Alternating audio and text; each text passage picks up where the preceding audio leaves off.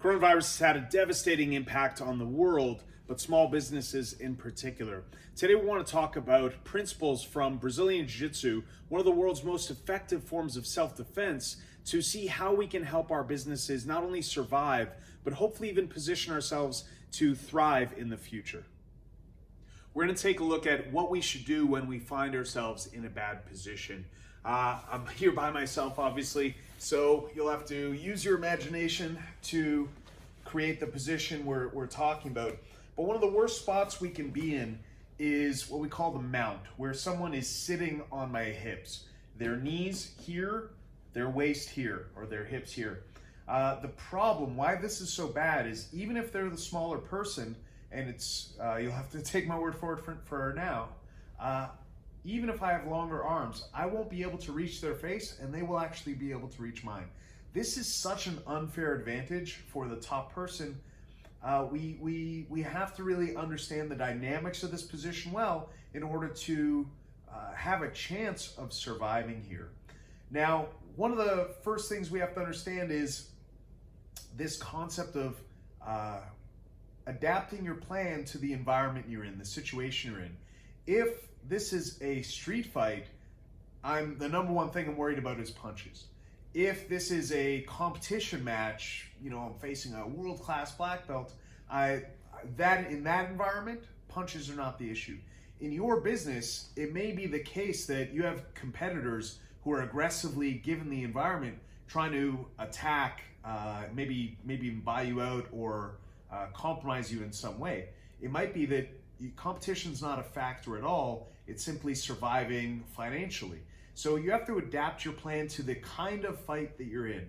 Now, there are, whether we're talking about self-defense or competition, there are some overlaps in principles. One of the main principles we want to talk about is this idea of posture. From bad positions, there are bunkers of safety. There are positions that are better than others. There are variations on those bad positions. For example, if it was a street fight and I do this, I'm not really using my hands to protect myself. If you've never trained before, it might seem like this is a better position. And again, you have to do the best with what you know. If you don't have access to a mentor or better information or some kind of sport, do the best you can with what you have. The problem with this, if someone is trying to hit me, is twofold. One, even if I stop some punches, there's no hope of me getting out by doing this. This is not supporting my path forward. Number two, again, we have to understand the dynamics of the situation. Remember, we said in the mount, the person was sitting here. So when they're sitting on my hips, I actually have some hidden advantages. And it's important that you know what the hidden advantages are even in the bad position that you may or may not find yourself in.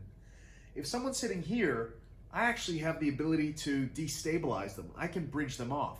And my hips, my bridge, is one of the most powerful tools in my arsenal. If I bring my arms up here, they have the ability to slide their knees all the way into my armpits, taking their hips off of mine. And then, if that happens, my bridge is no longer going to affect them because they're not sitting on my hips, they're sitting on my chest.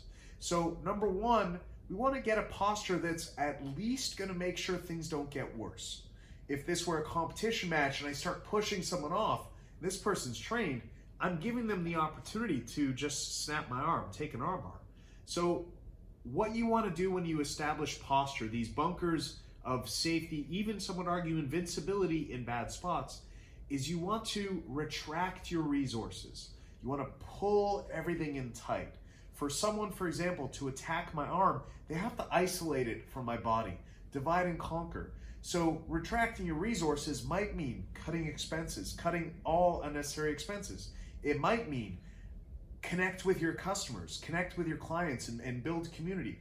Get tight here. Now when I'm here, the person doesn't have the ability to slide up my body. This kind of keeps them down in this range. So this is kind of the first example of posture. What are some other examples? Well, some other things they might want to do if they're not trying to hit me or get under my head. I can minimize that. They get under the head because if they control the head, they control the body. We, as the business owner, we are the head of the organization. And if we allow anything bad to happen to us, we end up basically compromising the whole organization's ability to get out of this pickle. So we can protect our primary function, our head. In this case, they want to reach under my neck. That's only possible if my chin is up and there's space under my neck. But if I tuck my chin and press my neck into the ground, there's actually minimal space. Doesn't mean they'll never get there, but they're gonna have to work for it.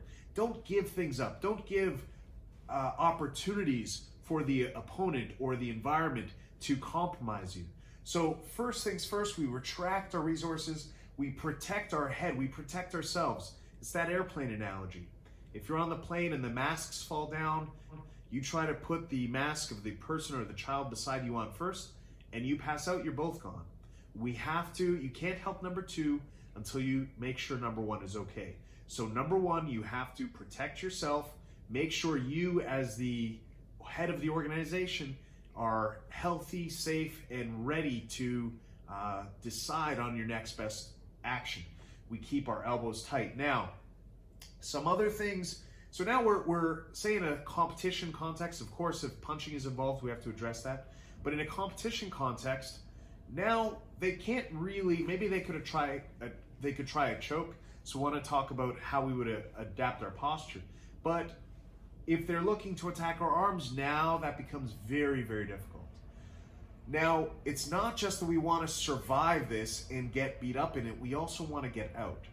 Now, for me to get out, I have a few different options. I could bridge the person over, and we could talk about that.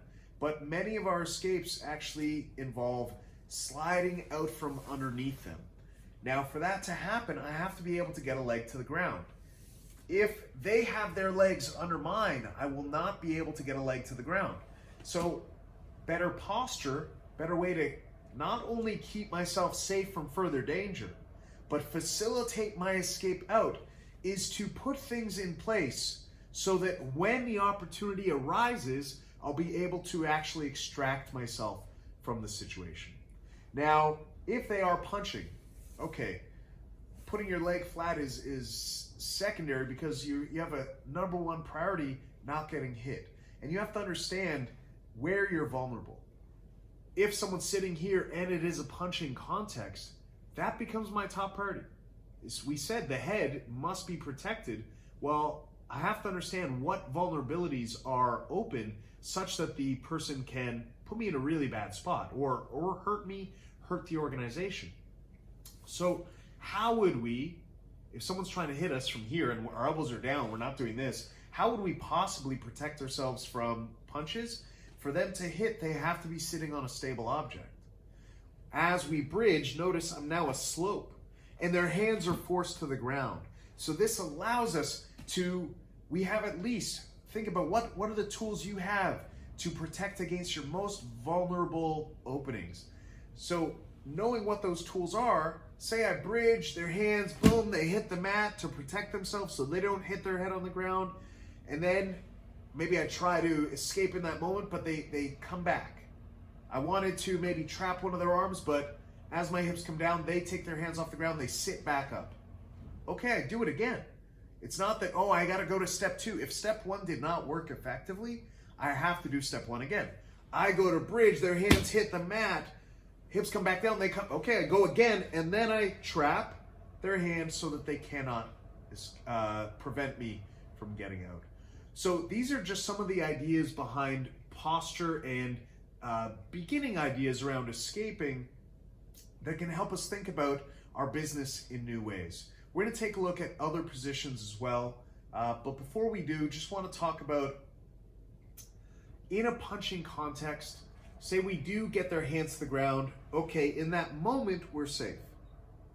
But we need to, this can't be just, okay, say you're learning this in a self-defense context and you bridge their hands to the ground and you don't learn anything else. Well, bridging helps you survive in that moment, but that's just delaying the inevitable if you don't have a plan.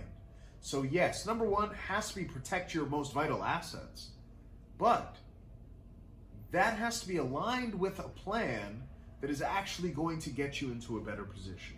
So I hope some of these ideas are going to be easier with a partner, but it is what it is, and that's one of the core tenets of small business ownership, big business ownership. It's one of the core tenets of Brazilian Jiu-Jitsu. We might, start in a really good position. We might have been on top of that person. Then things happen, position gets disrupted, we end up on bottom, they end up on top of us. Does it serve us to lament and think about, the good old days when I was on top? It is what it is. You are where you are. Look at the dangers, look at the resources you have available, develop a plan, you will get out. Thanks for watching. Please like, share, and subscribe, and I'll see you next time.